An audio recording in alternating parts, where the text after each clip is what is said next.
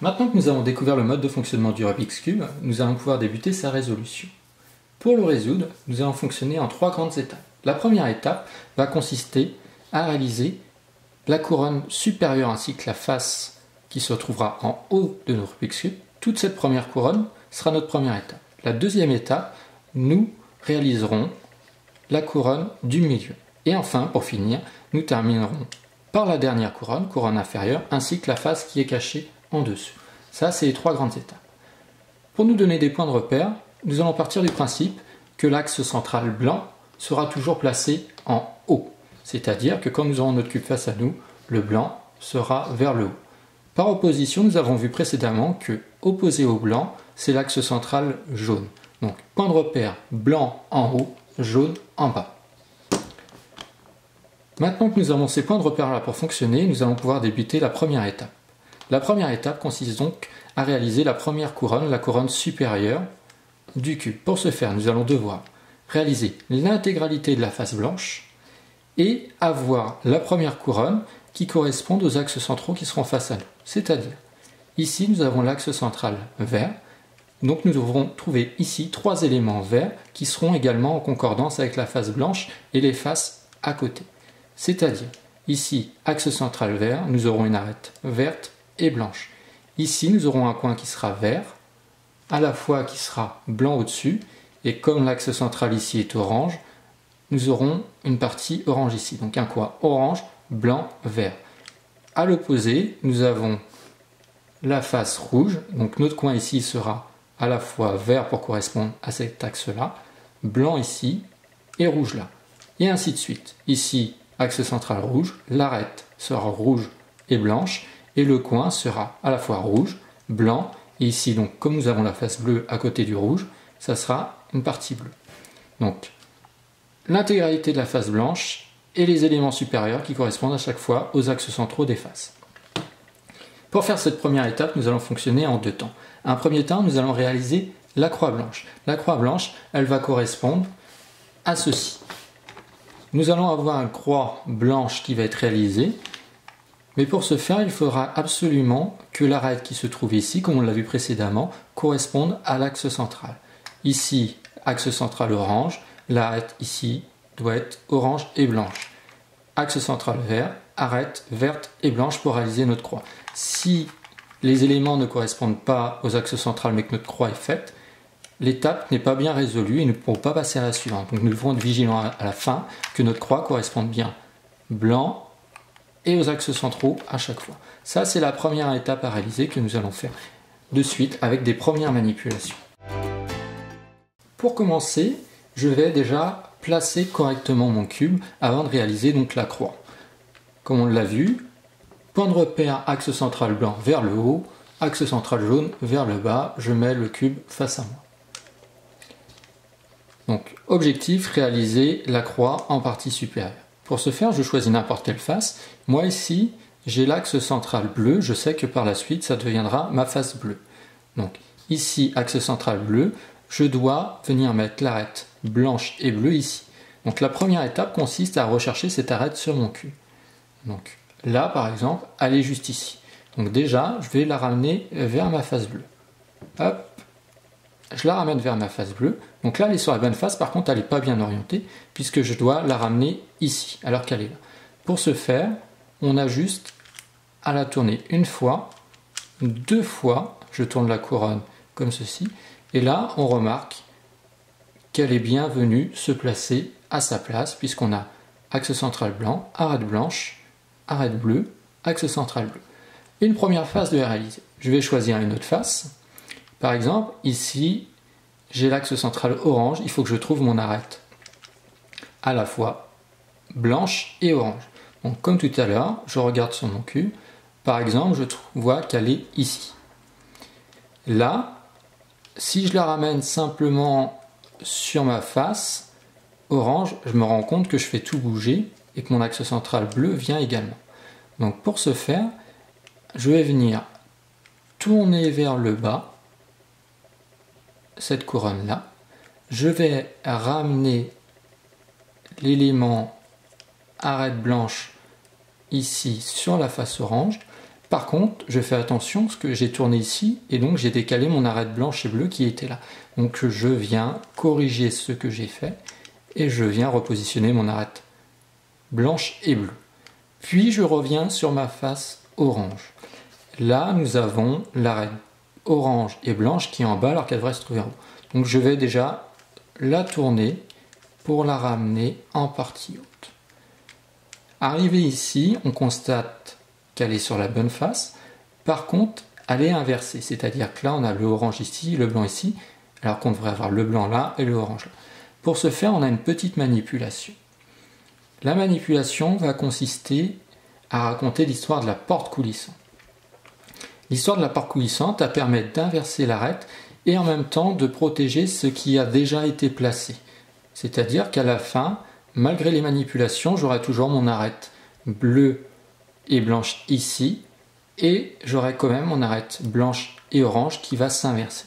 Pour ce faire, on raconte l'histoire de la porte coulissante. Donc on met bien la face orange face à soi, la blanche en haut, et on raconte cette petite histoire. C'est l'histoire de la porte coulissante, donc je viens tourner la poignée de ma porte. Ma poignée est tournée, je viens ouvrir ma porte coulissante. Comme ma porte coulissante est ouverte, je peux rentrer dans la pièce. Et derrière moi, je referme la porte.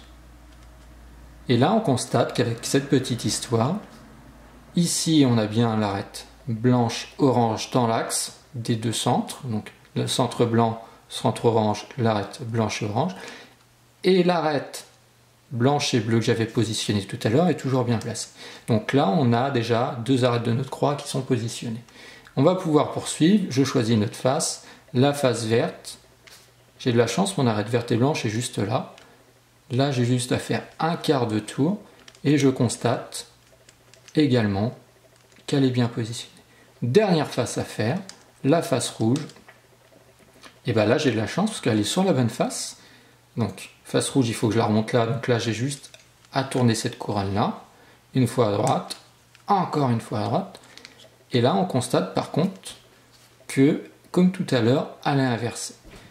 Donc, pour pas défaire tout ce que j'ai déjà construit, on va pouvoir de nouveau se raconter l'histoire de la porte coulissante.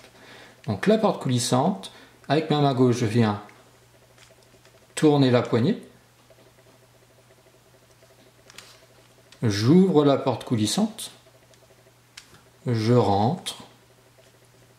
Et je referme la porte coulissante derrière moi. Et là, on va pouvoir constater que notre croix est réalisée. Alors là, on a un coin en plus, on a de la chance. Sauf qu'il n'est pas au bon endroit, mais on a la croix, et bien entendu, on vérifie que notre croix, au niveau des arêtes, ça correspond bien à chaque axe central.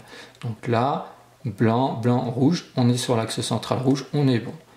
Ici, on a bien le bleu, avec le blanc, orange, blanc, vert, blanc. Là, le premier temps de cette première étape est réalisé. Maintenant, on va passer au deuxième temps qui va consister à réaliser l'intégralité donc de notre couronne et de la face blanche. Pour ce faire, nous allons devoir placer les coins à chaque fois en correspondance. À la fois ici, toute la face devra devenir blanche et les coins devront correspondre aux axes centraux des deux faces auxquelles ils correspondent. Par exemple, ici, nous avons donc, blanc, orange et là, axe central vert, le coin vert. Donc ça, c'est le deuxième temps que je vais vous expliquer tout de suite. Pour ce deuxième temps, nous allons donc devoir placer et orienter correctement les quatre coins de la face blanche pour terminer la première couronne. Il n'y a pas forcément de méthodologie, nous allons procéder coin par coin. Dans un premier temps, nous allons donc reprendre notre Rubik's Cube, orienter la face blanche vers le haut, le point central jaune vers le bas, et nous allons commencer à rechercher un premier coin. Le premier coin que nous allons positionner, c'est celui que j'ai juste sous les yeux. Il correspond à l'angle blanc, rouge, bleu. On constate qu'il est bien en partie haute, mais qu'il n'est pas à la bonne place, puisqu'ici on a l'axe central bleu et là l'axe central orange. Ce coin-là devrait donc arriver ici. Pour le déplacer, nous allons procéder ainsi. Dans un premier temps, il va falloir que je le déplace sans bouger l'ensemble, puisque là, si je fais juste une rotation, on bouge l'ensemble de la couronne et on ne respecte plus notre croix blanche orientée par rapport aux axes.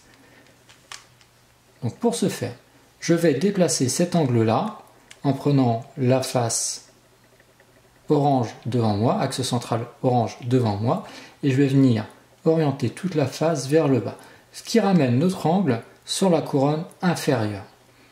Je vais pouvoir le déplacer depuis la couronne inférieure une première fois pour qu'il vienne à sa place. De manière à ne pas casser la croix, puisque là j'ai déplacé mon axe central orange et donc la croix blanche qui venait avec l'arête blanche et orange ici, elle n'est plus à sa place, je vais tout de suite la réorienter en retournant une nouvelle fois ma face dans le sens inverse. Comme ceci, ça permet de remettre la croix blanche à sa place et elle est toujours bien orientée par rapport à nos axes centraux. Une fois que ceci est effectué, je vais revenir à mon angle, donc je tourne mon Rubik's Cube en gardant la face blanche en haut et je vais retrouver mon angle qui est actuellement ici. Donc là, on constate rouge, blanc, bleu. On est bien au bon endroit sur la bonne jointure, parce qu'on a l'axe central rouge, axe central bleu, la face blanche qui est là-haut. Par contre, maintenant, on doit le passer de la couronne inférieure vers la couronne supérieure. Si je viens uniquement le tourner comme ceci, le problème, c'est qu'une nouvelle fois, je viens casser ma croix. Donc ce n'est pas la bonne solution. Donc je remets en position initiale, et avant de faire cette rotation-là, je vais devoir protéger ma croix. Un moyen mnémotechnique pour savoir dans quel sens déjà on va devoir faire la rotation et après pouvoir le mettre en bonne position, on constate que notre coin est ici, là il est en bas à gauche. Donc on repère que par rapport à ce coin, l'axe central est à droite. Ce qui nous indique que pour pouvoir l'orienter en partie haute, nous devrons faire une rotation vers la droite. C'est un point de repère à retenir ça. Quand le coin se trouve ici et que son axe central est à droite, la rotation se fait vers la droite. Si c'est l'inverse, si notre coin avait été ici, l'axe central serait pour lui à gauche, donc la rotation se ferait vers la gauche. À partir de là, nous allons devoir protéger notre croix. Pour protéger notre croix, nous allons prendre la couronne du milieu, la couronne de droite, et monter l'ensemble des deux vers le haut de manière à ce que ces deux couronnes se retrouvent sur la partie supérieure. Elles sont actuellement en partie supérieure. Notre croix est actuellement protégée. Je vais donc pouvoir tourner ma face devant moi. Mon angle monte à sa place par le biais de cette rotation à droite. Une fois qu'elle est montée, je peux déprotéger ma croix en rebaissant la couronne du milieu et la couronne de droite, de manière à ramener l'axe central bleu dans sa position initiale. Ici, on constate que notre angle rouge, bleu, blanc est bien placé et bien orienté, puisqu'on a l'axe central rouge, l'axe central blanc et l'axe central bleu. Et de même, ma croix est toujours en place. Le premier coin est orienté, je vais passer à un second coin. Donc, on va regarder. Ici, par exemple, j'en ai un autre. J'ai le blanc, orange, bleu. Il est bien placé, par contre, il n'est pas dans le bon positionnement, puisque axe bleu, axe orange, axe blanc, donc là on est bien sur la bonne jointure. Maintenant on doit le passer en haut. Même principe que tout à l'heure, on regarde, là j'ai une couleur orange, axe central orange, je vais pouvoir le bouger. Donc, avant de le monter, axe central est à droite, je sais que ma rotation devra se faire vers la droite. Dans un premier temps, je protège ma croix en prenant la couronne du milieu, la couronne de droite, je monte ces deux couronnes vers le haut, puis je monte ma face rotation vers la droite, je redescends ma protection en déplaçant la couronne du milieu et la couronne de droite vers le bas, ce qui redescend mon axe central orange face à moi, et là je constate que mon angle est bien positionné. Nous avons à présent deux angles placés. On va rechercher un troisième angle. Ici, on constate par exemple qu'on a le blanc, vert, orange. Actuellement, il n'est pas bien situé puisqu'il est sur la couronne inférieure et en plus il se trouve entre l'axe rouge et l'axe vert. On va donc décaler la couronne inférieure pour le ramener à sa bonne place. Donc là, j'ai du vert. Ici, j'ai du orange et mon orange est en dessous. Là, je ne peux pas orienter parce que je n'ai pas la bonne couleur sur la face. Par contre, ici, la couleur correspond à la face verte. Je vais pouvoir effectuer la même rotation que tout à l'heure, de manière à ramener cet angle-là en partie supérieure. Même principe, l'axe central se trouve à la droite de mon angle actuellement, donc la rotation se fera vers la droite. Pour ce faire, je protège toujours ma croix, donc je lève les deux couronnes vers le haut, j'effectue une rotation de ma face vers la droite, puis je rebaisse mes deux couronnes, et là je constate que mon angle est à présent bien placé. Il nous reste un dernier angle à placer, nous allons le rechercher. Il est actuellement ici. Rouge, vert, blanc, axe central vert, axe central rouge, axe central blanc. Notre angle est bien positionné, nous devons le remonter. Par contre, nous constatons que là, j'ai vert et rouge, et ici, j'ai rouge et vert. C'est-à-dire que si j'effectue une rotation, même en protégeant ma croix, donc là, par exemple, je protège ma croix, une rotation à droite, comme je l'ai vu tout à l'heure, je déprotège, on constate que c'est pas bon, puisque l'angle est bien positionné, par contre, il n'est pas bien orienté. Donc ce n'est pas la bonne méthodologie. Donc on va revenir en arrière, je protège, je défais ma rotation et je remets ma face comme elle était initialement. Donc on doit le monter là, mais là c'est pas la bonne méthodologie. On regarde ici, imaginons on fait l'inverse, vert, rouge, on se dit on protège notre croix avec les deux parties opposées, on bascule cette fois-ci à gauche, on déprotège. Là, on a toujours la même problématique. Donc, on ne peut pas utiliser cette méthode-là. On revient en arrière, on déprotège, on enlève la rotation, on remet et on revient ici. Donc, quand vous avez ce cas-là où les faces sont inversées, il y a une solution. Je vais prendre la face rouge face à moi. Je vais faire une rotation de la face rouge une fois dans le sens où je vais vers l'autre couleur. Par exemple, là, on a le rouge et le vert. Ma face rouge, le rouge est ici, donc je vais tourner vers mon rouge ici. Si on prend côté face vert, mon vert ici, on fera une rotation vers la droite. Donc là, moi, je prends le rouge face à moi, le blanc en haut. Rouge ici, mon rouge ici, donc je vais tourner à gauche.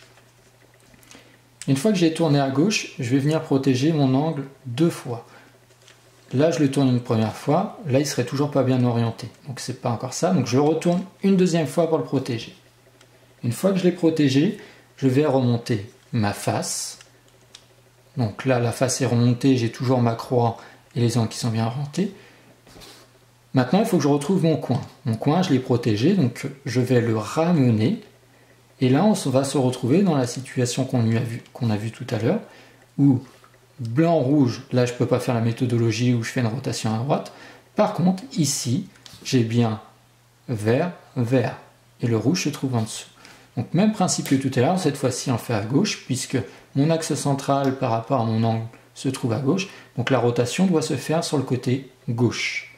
Donc, je protège la rotation, donc milieu et ici à gauche. Je lève mon axe central vers le haut pour protéger ma croix.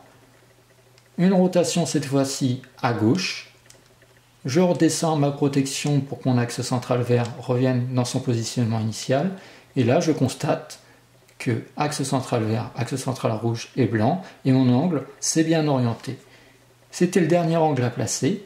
Nous constatons que l'intégralité de la face blanche est cette fois-ci réalisée, ainsi que la première couronne, puisque tous les éléments supérieurs, à chaque fois, correspondent bien à l'angle central, avec ici rouge, rouge, rouge, bleu, bleu, bleu, orange, orange, orange. Voilà la première étape, notre première couronne est terminée, nous allons pouvoir passer à la suivante.